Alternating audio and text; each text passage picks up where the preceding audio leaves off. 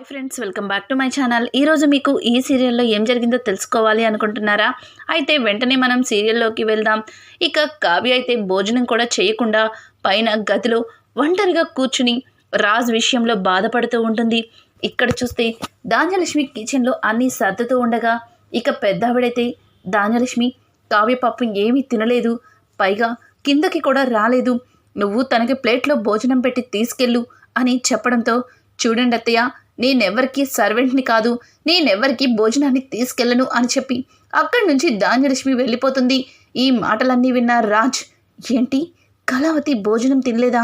కనీసం తను భోజనం చెయ్యలేదని ఇంట్లో ఎవ్వరు కూడా పట్టించుకోవట్లేదు అని చెప్పి రాజ్ తన మనసులో అనుకుంటూ ఇక కిచెన్లోకి వెళ్తాడు.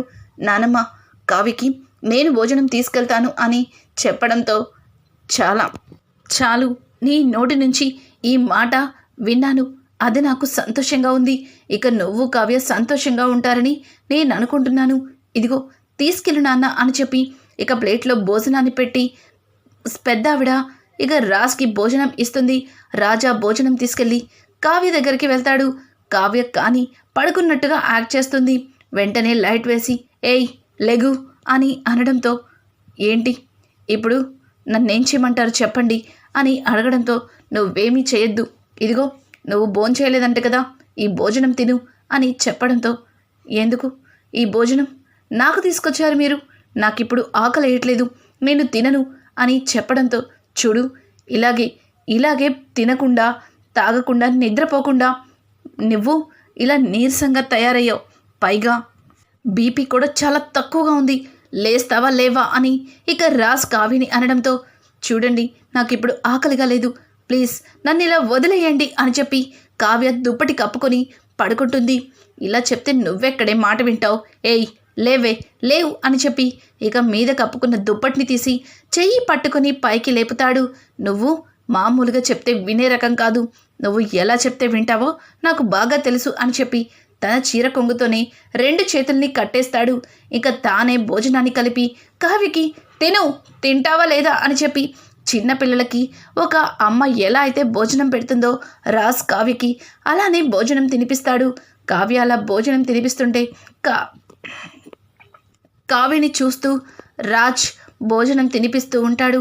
ఇక కావ్య అయితే రాజ్ని చూసి, మీలో ఇంత మంచితనం ఉంది, అలాగే నేను ఏ చిన్న విషయంలో కూడా బాధపడకుండా చూసుకుంటున్నారు, కానీ నా మనసునే గాయపరిచారు, అది మీకు ఎందుకు తెలియటం లేదు? నా గుండెల్లో ప్రేమని మీకు నేను పంచలేకపోతున్నానా? అసలు ఎందుకు నన్ను ఇలా దూరం చేసి వేరే అమ్మాయి వైపు మీరు మక్కువ చూపిస్తున్నారు అని కావ్య తన మనసులో అనుకుంటూ తనతో ప్రేమగా ఉన్న ప్రతి సంఘటనని గుర్తు చేసుకుంటూ ఉండగా అనుకోకుండా శ్వేత గుర్తొచ్చేస్తుంది. ఇక్కడ గదిలో చూస్తే కళ్యాణ్ ఒంటరిగా పడుకుంటాడే కానీ కళ్యాణ్ పదే కావ్య చెప్పిన మాటలన్నీ గుర్తు చేసుకుని, అన్నయ్య ఎప్పుడు కూడా పొరపాటు చేయడు, అన్నయ్య ఎందుకు శ్వేతతో మాట్లాడుతున్నాడు, ఇప్పుడు అన్నయ్య ఎక్కువ శ్వేతతోనే ఉంటున్నాడని అన్నయ్య ఎందుకు చెప్తుంది, అసలు శ్వేతతో అన్నయ్య మళ్ళీ ఏ రకంగా మాట్లాడుతున్నాడు, అదే తెలుసుకోవాలి అని చెప్పి కళ్యాణ్ ఆలోచించడం మొదలు పెడతాడు. ఇంతలో కళ్యాణ్ గదిలోకి వచ్చిన అనామిక, ఏంటి ఇంకా నిద్రపోలేదా? ఇంకా మీ వదినతో మాట్లాడినయే గుర్తు చేసుకుంటున్నావా? నాకు అంత తెలుసు, మీ వదిన నన్ను ఎలా అయినా సరే విడగొట్టి మళ్ళీ ఆ అప్పుని తీసుకొచ్చి నీకు అంటగట్టాలని చూస్తుంది, నాకు తెలియదు అనుకుంటున్నావా అని అనడంతో, ఏయ్ నీకేమైనా పిచ్చి పట్టిందా? పదే ఎందుకు మా వదిన్ని అపార్థం చేసుకుంటున్నావు? మా వదిన అసలు నీ గురించి ఏమీ చెప్పలేదు, మేం మాట్లాడుకున్న విషయం వేరు, అర్థమవుతుందా అని చెప్పడంతో, ఓ అయితే ఇంకేం మాట్లాడుకున్నట్టు? నువ్వు నేను మాట్లాడుకుంటామే అలానా అని చెప్పి అనామిక కొంచెం తప్పుగా కావ్య అలాగే కళ్యాణ్ విషయంలో మాట్లాడుతుంది. అనామిక మాట్లాడిన మాటలకి కళ్యాణ్కి చాలా కోపం వస్తుంది. గట్టిగా చెంప పగల కొడతాడు. ఇంకొకసారి మా వదిన గురించి తప్పుగా మాట్లాడితే భార్యవని కూడా చూడను, చంపేస్తాను. ఆమె నాకు కన్న తల్లి లాంటిది, తల్లి కంటే ఆవిడే ఎక్కువ, అర్థమవుతుంది కదా? ఛీ, నీలాంటి దాన్ని పెళ్లి చేసుకున్నందుకు సిగ్గుపడుతున్నాను అని చెప్పి కళ్యాణ్ అక్కడి నుంచి ఇక అనామికాని చీదరించుకొని వెళ్ళిపోతాడు. కళ్యాణ్ అన్న మాటలకి ఒక్క క్షణం అనామికకి ఏమీ అర్థం కాదు. ఏంటి కన్న తల్లి కంటే కూడా ఆ కావ్య ఎక్కువ అంటున్నాడు అంటే మరి నేను నా స్థానం ఏంటి అని చెప్పి అనామిక ఆలోచించడం మొదలు పెడుతుంది. అనవసరంగా ఆ రుద్రాని చెప్పిన మాటలు విని నేను కళ్యాణ్ని ఇలా మాట్లాడి ఉండకపోవలసింది, తప్పుగా మాట్లాడి కళ్యాణ్కి మరింత దూరం అయిపోతున్నానేమో అని చెప్పి అనామిక ఇక కొంచెం బాధపడుతుంది. ఇక్కడ చూస్తే అప్పు వాళ్ళ ఇంట్లో పూర్తిగా కళ్యాణ్ని మర్చిపోయి ఎప్పటిలా పాత అప్పులా మారిపోవాలి అని ఇక తాను అన్ని విధాలుగాను ప్రతి పనిని కావాలని కలగచేసుకొని ఏదో ఒకటి చేస్తూ ఉంటుంది. కనకమైతే ఏమే అప్పు ఇంకా నిద్రపోలేదా? ఎంత టైం అయిందో నీకు తెలుసా? వెళ్ళి నిద్రపోవే. ఎందుకు అదని ఇదని అన్ని పనులని నీకు నువ్వే క్రియేట్ చేసుకొని ఇలా ఇక్కడ ఎందుకమ్మా? నీకు తగిలిన గాయాలు కూడా ఇంకా తగ్గలేదు అని చెప్పి ఇక కనకం అంటుంటే, చూడమ్మా, నేను ఏ పని చేసినా సరే అందులో నిమగ్నమై చేయాలి, అంతేగాని ఏదో ఆలోచిస్తూ చేసే వరకు కంప్లీట్ అవ్వదు. నాన్న చాలా పెద్ద ఆర్డర్ తీసుకున్నారు. నాన్న ఆర్డర్ని అక్కలాగా నాన్నకి సహాయం చేస్తూ వాటిని నేను పూర్తి చేస్తాను అని చెప్పి అప్పు అయితే ఇక ఆ బొమ్మలని తయారు చేయడం మొదలు పెడుతుంది. ఇంకా ఇక్కడ రాజ్ కావ్యకి భోజనం తినిపించిన తర్వాత ఇక పడుకో, ఇప్పుడు నిన్నెవరు డిస్టర్బ్ చేయరు అని అనడంతో సంతోషం అని చెప్పి కావ్య వెనక్కి తిరిగి పడుకుంటుంది. కావ్య అలా పడుకోవడంతో రాజ్ మళ్ళీ, ఏయ్, హాస్పిటల్లో నీకు మెడిసిన్ ఇచ్చారు కదా, అవి వేసుకున్నావా అని అడగడంతో, వేసుకున్నాను, మీరేం చెప్పనక్కర్లేదు, పడుకోండి అని అడగడంతో వెంటనే అదే టైంలో స్వప్న వచ్చి డోర్ కొడుతుంది. స్వప్న అలా డోర్ కొట్టడంతో రాజ్ వెళ్ళి డోర్ ఓపెన్ చేస్తాడు. కావ్య, ఏంటే టాబ్లెట్స్ కూడా తీసుకోకుండా ఇలా నిద్రపోతున్నావు? భోజనం చేయగానే డాక్టర్ ఈ టాబ్లెట్స్ వేసుకోమన్నారు కదా అని అనడంతో రాజ్ వాటిని తీసుకుని, సరే స్వప్న, ఈ టాబ్లెట్స్ నేను ఇస్తాను, నువ్వు వెళ్ళు అని చెప్పి స్వప్నని అక్కడి నుంచి పంపించేస్తాడు. ఇక ఆ టాబ్లెట్స్ తీసుకొచ్చి, ఏంటి ఈ మధ్య నాకు అబద్ధాలు చెప్పడం కూడా మొదలుపెట్టావా? టాబ్లెట్స్ వేసుకున్నావా అని అడిగితే వేసుకున్నాను అని చెప్తున్నావు అని అనడంతో, మీరు చెప్పగలింది నేను చెప్తే వచ్చిందా అని కావ్య అంటుంది. ఏంటి, నేను నీకు అబద్ధం చెప్పానా అని అడగడంతో, ఏమో, చెప్పారో లేదో మీకే తెలియాలి.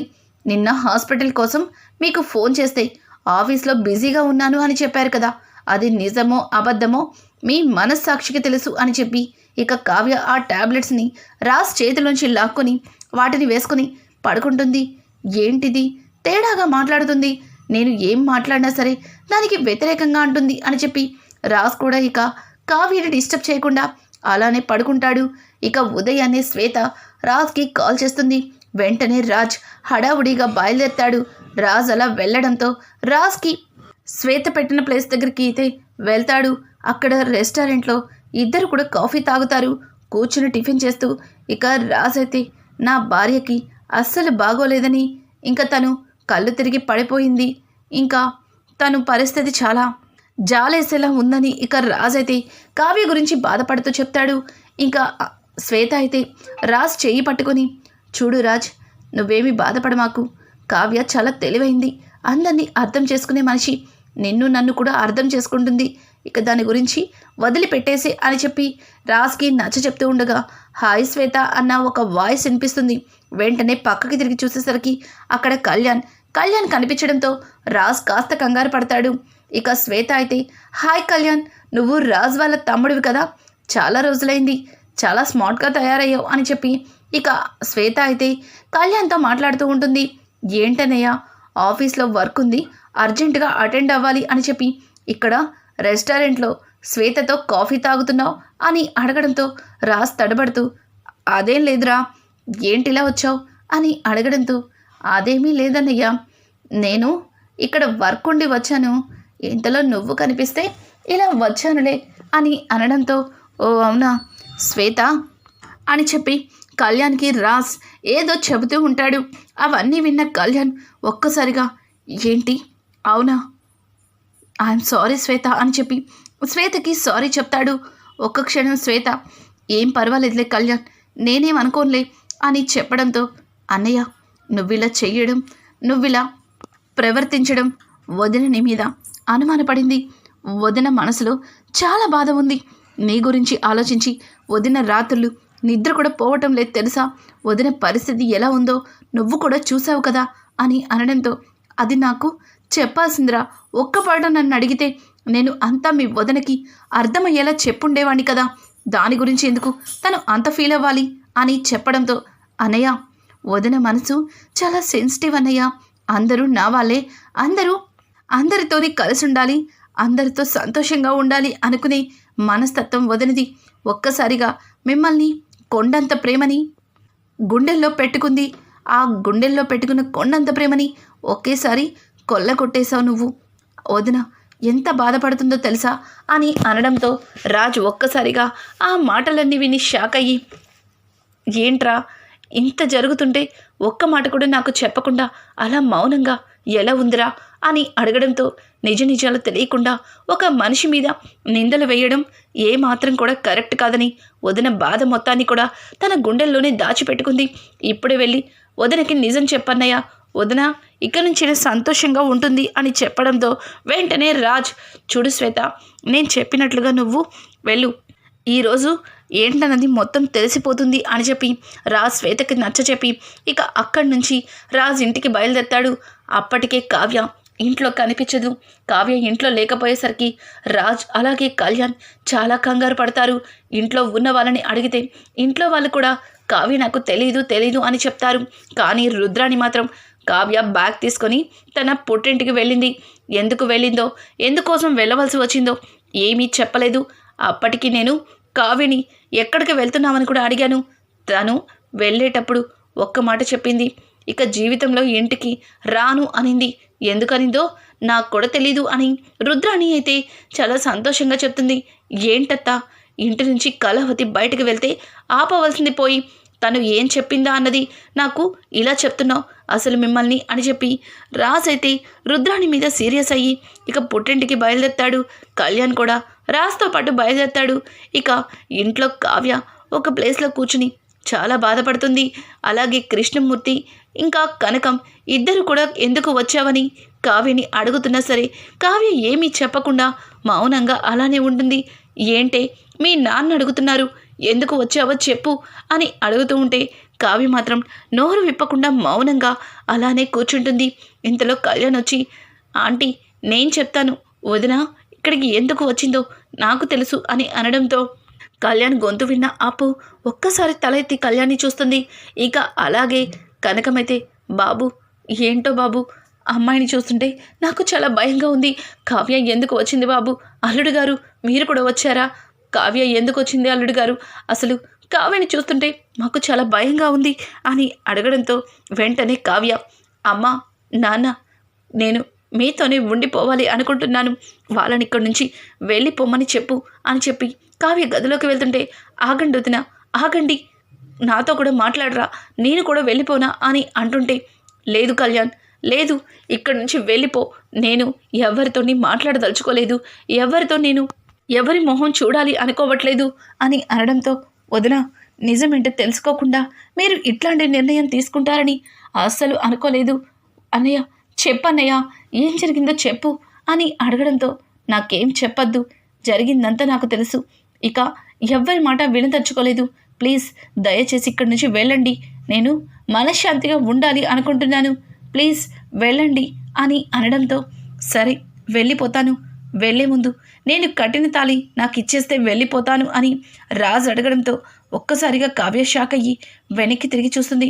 ఓ, ఈ తాళిని వేరే వాళ్ళ మెడలో కట్టాలా, అందుకే ఈ తాళిని అడుగుతున్నారా అని కావ్య అనడంతో, లేదు ఇక శాశ్వతంగా ఇక్కడే ఉండిపోతాను అన్నప్పుడు మరి నేను కట్టే తాళి నాతో ఉన్న బంధం తెంచుకోవాలి కదా అని రాజు అడగడంతో, ఓ, నేను ఇక్కడికి వచ్చేయడం ఒక విధంగా మీకు కూడా సంతోషమే అన్నమాట, ఇక నాతో బంధం పోతే శాశ్వతంగా మీకు నచ్చిన వారితో ఉండిపోవచ్చనే కదా, సరే మీకు ఇష్టమైనట్టు, ఇక మీకు నాకు ఏ సంబంధం లేనట్టుగా ఇదిగోండి విడాకుల పత్రాలు, వీటి మీద సంతకాలు పెట్టి ఇస్తున్నాను అని చెప్పి తన బ్యాగ్లోంచి పత్రాలు తీసి రాజ్కైతే ఇస్తుంది.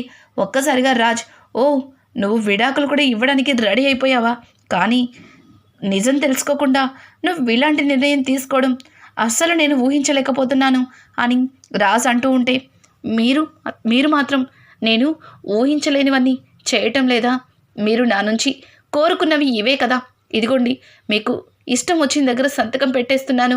మీరు సంతోషంగా ఉండండి. కానీ ఒక మాట, ఈ మెడలో తాళిని మాత్రం నేను ఇవ్వలేను. ఆడదానికంటే విలువైనది తాళిబొట్టు. అన్నింటికంటే విలువైనది ఈ తాళిబొట్టు.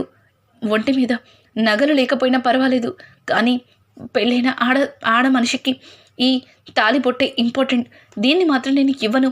ప్లీజ్ ఇక్కడి నుంచి ఇక వెళ్ళండి అని చెప్పి రాజ్ని అలాగే కళ్యాణ్ని వెళ్ళిపోమ్మంటుంటే, వదిన, దేనికోసమైతే నువ్వు ఇక్కడికి వచ్చావో అది అబద్ధం వదిన. మీరు ఒక్కసారి అన్నయ్య చెప్పేది వినండి వదిన అని చెప్పి ఇక కళ్యాణ్ అయితే కావ్యని చాలా బ్రతిమలాడతాడు. కానీ కళ్యాణ్ అన్న మాటలకి కావ్య అస్సలు వినిపించుకోకుండా గదిలోకైతే వెళ్ళి తలుపు వేసుకుంటుంది. నిజం తెలుసుకున్న రోజు నువ్వు చాలా బాధపడతావు కళావతి అని అనుకుంటూ రాజ్ కూడా అక్కడి నుంచి వెళ్తుంటే, ఏంటన్నయ్యా నువ్వు కూడా వదినలాగే మాట్లాడి వదిని వదిలిపెట్టి వెళ్ళిపోతున్నావు. సీతారాములు ఎప్పుడు కలిసి ఉండాలి, కలిసి ఉంటేనే ఈ లక్ష్మణుడు సంతోషంగా ఉంటాడు. అన్నయ్య వదిన్ని పిలువన్నయ్య. వదిన నువ్వు ఏం చెప్పినా సరే ఖచ్చితంగా వింటుంది వదిన. అన్నయ్య ప్లీజ్ అన్నయ్య అని కళ్యాణ్ మాట్లాడుతుంటే ఆ కోపంలో రాజ్ కూడా అక్కడి నుంచి వెళ్ళిపోతాడు. ఇలా కావ్య రాజుల మధ్యలో పెరిగిన అగాధం మరింత బలపడి ఇక విడిపోయేంత దూరం వెళ్ళిపోతుందా, లేకపోతే ఈ అగాధమే మరింత బలపడి వాళ్ళిద్దరి మధ్యలో ప్రేమ చిగురిస్తుందా? రానున్న ఎపిసోడ్స్ మరింత ఇంట్రెస్టింగ్గా మారిపోతున్నాయి. ఈ వీడియో మీకు నచ్చినట్టయితే లైక్ చేసి సబ్స్క్రైబ్ చేసుకోవడం మాత్రం మర్చిపోకండి. Thanks for watching.